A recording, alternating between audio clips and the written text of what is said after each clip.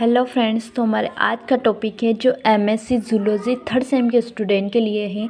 तो हमारा आज का टॉपिक है abiotic and biotic factors of ecosystems. इसका सिनॉप्सिस है introductions, abiotic factor of ecosystem, biotic factors of ecosystem, conclusion और रेफरेंस। इसका इंट्रोडक्शन है इकोसिस्टम में रहने वाले जीव जंतु तथा पेड़ पौधों को परोक्ष या अपरोक्ष रूप से प्रभावित करते हैं। जो इकोसिस्टम में जो जीव जंतु या पेड़ पौधे होते हैं वह परोक्ष या अपरोक्ष रूप से प्रभावित होते हैं, इकोसिस्टम फैक्टर्स कहलाते हैं। किसी भी इकोसिस्टम के जीव जंतुओं को प्रभावित करने वाले इकोसिस्टम फैक्टर में को दो वर्गों में बांटा गया है। फर्स्ट है एबायोटिक फैक्टर और सेकेंड है बायोटिक फैक्टर्स। सेकेंड पॉइंट है एबायोटिक फैक्टर ऑफ इकोसिस्टम। इसके अंतर्गत वे फैक्टर आते हैं जो निर्जीव होते हैं। वे फैक्टर जो होते हैं निम्न हैं। इसके अंतर्गत वे फैक्टर आते हैं जो निर्जीव होते हैं और जो निम्न हैं: फिजिकल फैक्टर, टोपोग्राफिकल फैक्टर और सॉइल फैक्टर।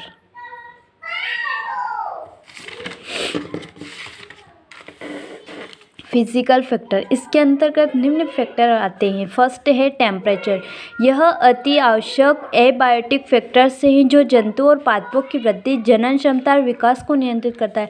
जो एबायोटिक फैक्टर्स हैं उसमें टेम्परेचर जो है उसमें जनन क्षमता विकास को नियंत्रित करता है। जंतुओं में ताप की सहनशीलता जो होती है 10 डिग्री सेंटीग्रेड से 45 डिग्री सेंटीग्रेड तक होती हैं। सेकेंड पॉइंट है लाइट भी एक महत्वपूर्ण एबायोटिक फैक्टर से है। लाइट के द्वारा पौधों में प्रकाशलेशन, वाष्पोत्सर्जन तथा श्वसन जैसी क्रियाएं होती हैं। जंतुओं की अनेक अबायोटिक क्रियाएं लाइट द्वारा प्रभावित होती हैं। थर्ड है वाटर। जल के बिना जीवन संभव नहीं है। जल जीवन काल का लगभग 70 से 90% भाग बनाता है। जल जीवों के विकास उपापचय में महत्वपूर्ण भूमिका निभाता है। ह्यूमिडिटी, वायुमंडल में जल वाष्प के रूप में रहता है।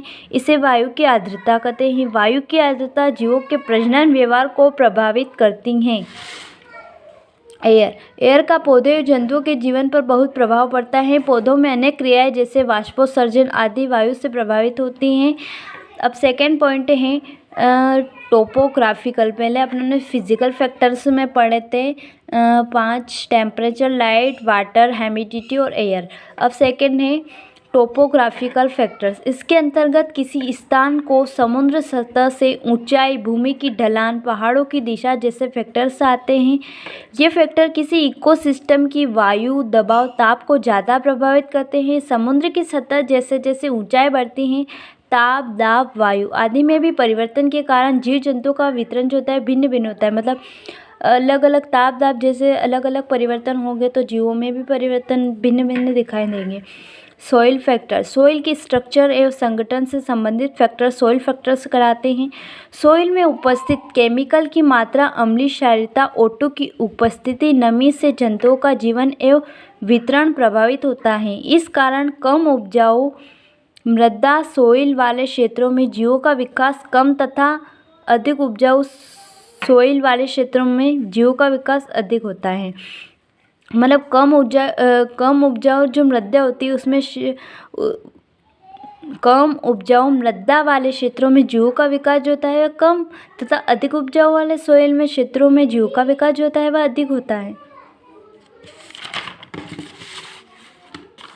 बायोटिक, थर्ड पॉइंट है बायोटिक फैक्टर्स ऑफ इकोसिस्टम। इसके अंतर्गत जीवित कारक आते हैं। बायोटिक फैक्टर्स के जीवों में पाए जाने वाले संबंध के आधार पर दो भागों में बांटते हैं। मतलब इसमें जो जीवित कारक आते हैं, जीवित फैक्टर्स आते हैं। फर्स्ट है इंटर स्पेसिफिक रिलेशनशिप और सेकंड है इंट्रा स्पेसिफिक रिलेशनशिप। तो हम पढ़ेंगे इंटर स्पेसिफिक रिलेशनशिप क्या होता है। विभिन्न जातियों के सदस्यों में विभिन्न स्पीसीज के सदस्यों के बीच के संबंधों बीच के रिलेशनशिप को इंटर स्पेसिफिक रिलेशनशिप कहते हैं। मतलब विभिन्न स्पीसीज के मेंबर के बीच के रिलेशन को इंटर स्पेसिफिक रिलेशन कहते हैं। ये निम्न प्रकार का होता है। सिम्बोसिस, जब दो जातियाँ साथ साथ जीवन व्यतीत करती हैं तो इस रिलेशन को सिम्बायोसिस कहते हैं। ये 2 प्रकार का होता है: म्यूटलिज्म, कमेंसलिज्म, म्यूटलिज्म। इस रिलेशन में साथ साथ जो यह दो दोनों जीवों को लाभ होता है। इस रिलेशन में साथ साथ जो रहें, मतलब इस म्यूचुअलिज्म में क्या करेंगे, तो इस रिलेशन में जो साथ साथ जो रहेंगे उन दोनों को लाभ हो रहेगा। कोमेंजलिज्म, इस संबंध में एक जाति को लाभ होता है तथा दूसरे को न तो हानि होती है और न ही लाभ होता है। एंटागोनिज्म, इस रिलेशन में एक जाति को लाभ तथा दूसरे को हानि होती है। ये 4 टाइप्स के होते हैं। प्रतिस्पर्धा, इसमें एक जाति के सदस्यों के बीच भोजन, आवास आदि के लिए संघर्ष होता है। और प्रतिजीविता, इसमें एक जीव दूसरे जीव की वृद्धि को रोक देता है।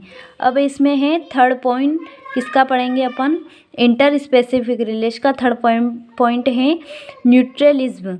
2 या 2 से अधिक जाति के जीवों के एक साथ रहने पर भी वे एक दूसरे को प्रभावित नहीं करते हैं। अब बी पढ़ेंगे, इंटर स्पेसिफिक पढ़ लिया हम लोगों ने, तो अब पढ़ेंगे इंट्रा स्पेसिफिक रिलेशनशिप। एक ही जाति के विभिन्न सदस्यों के बीच के रिलेशन को, एक ही जाति के विभिन्न सदस्यों, मतलब एक जाति में जो विभिन्न प्रकार के मेंबर रहते हैं उनके बीच रिलेशन को इंट्रा स्पेसिफिक रिलेशन कहते हैं। ये 2 टाइप्स के होते हैं। कोऑपरेटिव, इस रिलेशन में एक ही जाति के जीव एक दूसरे का सहयोग करते हैं। सुरक्षा एवं भोजन के लिए, एक ही जाति के जीव सरलता से भोजन प्राप्त करने तथा एक दूसरे की सुरक्षा हेतु एक दूसरे का सहयोग करते हैं। प्रजनन के लिए, एक जाति के जीव प्रजनन के लिए अस्थायी या स्थायी रूप से नर तथा मादा का जोड़ा बनाते हैं। अब सेकेंड पॉइंट है कॉम्पिटेटिव, इस संघर्ष में जो जीव जीतता है वह इन वस्तुओं का लाभ लेकर वृद्धि करता है।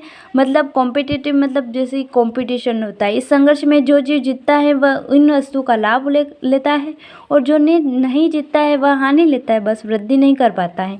कंक्लूजन, वे सभी सजीव निर्जीव फैक्टर जो इकोसिस्टम में पाए जाने वाले जीव जंतुओं तथा पेड़ पौधों को प्रत्यक्ष और अप्रत्यक्ष रूप से प्रभावित करते हैं, इकोसिस्टम के अंतर्गत आते हैं।